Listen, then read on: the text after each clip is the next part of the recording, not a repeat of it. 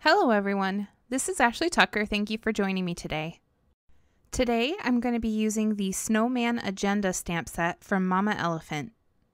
I'm going to be stamping every single one of these snowmen onto some Neenah Solar White 110-pound cardstock. I used my Misty tool to do the stamping, and I stamped with Simon Says Stamp Intense Black ink. I couldn't fit all of the snowmen the first time, so I did have to stamp on a second piece of cardstock. I wasn't exactly sure how many of these I was going to use, but I knew I wanted to use a bunch of them, so I figured I'd just stamp all of them and then I'd have lots of choices. I'm going to color these snowmen in with my Copic markers. The first thing that I did was add some shading to all of the snow. I never like to leave white areas just plain white. I like to add some shading, and normally I do that with a really light gray marker, but I thought it would be interesting to use a really light blue marker for the snow. Next, I took out a red marker and I started to color in some of the details. These little snowmen images are pretty tiny, so for the most part, I did only one color in each section and didn't do very much shading. I do put all of my marker caps up in the corner in case you want to know what colors I'm using. I absolutely love this stamp set. I think it is so cute. I'm a big fan of snowmen, so this one was perfect for me. While I'm doing the coloring, I thought I'd take a moment to make a little bit of an announcement. A little while ago, I talked about possibly doing a mail call where I have people send me cards for a specific theme, and then I do a video showing all of those cards once a month. So I have decided for sure to do this, and I'm going to have the first video for it be in November. If you would like to be a part of that mail call video, please send me a card by October 27th. The theme for this first month is going to be thank you cards. For more information on the mail call and to get my address, head on over to my website, and on the home page you'll find out all of the information that you need to know. Also, if you have any questions, feel free to ask me in the comments. I really look forward to seeing all of your cards. I'm really excited about this. So yeah, we'll see how it goes for this first month, and depending on how it does, we'll continue it. Alright, so back to the coloring. For the top hats on the snowmen, I actually did use two colors. I started with a darker gray, and then I came in with a lighter gray to blend it out so that I'd have a little bit of a highlight down the middle. It took quite a while to color in all of these little snowmen, but it was very easy coloring. I think my favorite out of all of these snowmen is the little one that's melting. I didn't end up actually using him on the card that I made because he just didn't go well with it, but I will use him eventually.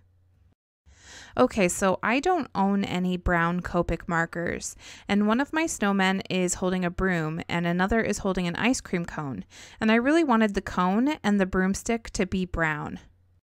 So I know that purple and yellow mixed together make brown, so I used one of my purple Copic markers and then I went over it with a yellow one and it gave me a nice brown color. Eventually I'll grab some brown Copic markers, but for now this worked perfectly. Now that the coloring's done, I want to share with you guys this awesome tool that my husband got me for our anniversary. He bought me the Scan and Cut 2 because he is a wonderful husband. This machine is really awesome because now I don't need to really buy coordinating dies for my images anymore, and I don't really need to fussy cut. There are certain times when I'll still need to fussy cut, but for the most part this eliminates it. So I took my cardstock and I stuck it onto the cutting mat, and that's a sticky surface, so it sticks on there really nicely. Next, I loaded that mat into the Scan and Cut, and there's just a button that you press and it pulls it in. I like to use the stylus that's provided with the Scan and Cut, but you can just use your finger if you want to. So on the first menu, I chose Scan, and then I chose Direct Cut, and then I pressed the Start button and it scanned my images. If the scan looks all right, you hit OK, and then you can crop it down to the area you want to work in. Next, I told it how much space I want it to leave around the cut images. Then I pressed OK, and then cut, and then the start button, and it begins cutting out my images. Now, I am fairly new to this machine. This is the second time that I used it. I just got it, so I am still learning, but I must say that I really like it. It's really nice to not have to fussy cut, especially when you do a lot of images like I did this time. And I will still use my Big Shot, especially for like shape dies, but this machine is going to change everything. So when it's all done cutting, you'll see that I did have a casualty. My poor little melted snowman didn't make it. He was decapitated. That can happen sometimes, but if you zoom in on your scanned image, you can kind of see where it wants to cut. I didn't really do that. I just kind of went for it. If I had done that, I would have seen that it was going to decapitate my snowman, and I could have fixed it. Next, I'm working on a sentiment, and I have a circle that I die cut with my Big Shot, and I stamped a sentiment onto that with Versamark ink, and I'm using some gold embossing powder. This sentiment says, "Have a magical holiday," and it's from another Mama Elephant stamp set, and I'll have that linked below. Now I have a piece of Nina Desert Storm cardstock, which is cut to 5.5 by 5.5. I also have a circle that I die cut, and I actually die cut another circle out of the middle of that to create a ring. I'm using that inner circle as a guide to place some foam tape. And I do have that foam tape doubled up into 2 layers. I have 2 smaller rings, which I place first, and then I place my larger ring, and I close it up with that sentiment circle. The reason that I added the first 2 rings is so that the third ring isn't laying flat against the paper. It just makes it much easier to move that ring if it's not laying flat against that Desert Storm cardstock. I used my Gina K Connect glue to add some snowmen all the way around that circle. I was really careful with the adhesive because I didn't want any of it to ooze out. You have to be really careful when you have a moving element on your card and you're using glue close to it, because if you get any glue on it, you risk it getting stuck. You might have noticed that I have the little melted snowman up there. I did end up restamping him and coloring him and then fussy cutting him out, but I don't end up using him.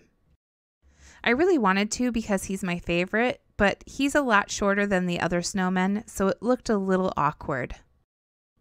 I made a card base out of canson watercolor paper because I made it to 6 by 6, and I don't have any other cardstocks that I could turn into a 6 by 6 card, so that's why I used the canson watercolor paper.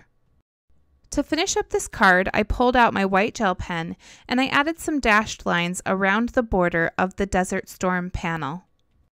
With that, this card is all done, and here's a closer look at those snowmen moving around the circle. Thank you for watching today. I hope you really enjoyed this cute little snowman card. All of the supplies that I used can be found in the description down below. If you enjoyed watching and you haven't subscribed to my channel yet, I would encourage you to hit that subscribe button so that you can see all of my future videos. I'm going to be back with a new video on Wednesday. Don't forget to head over to my website to find out more about the October mail call. Again, thank you for watching today. I really appreciate all of you, and I hope you have a great day today.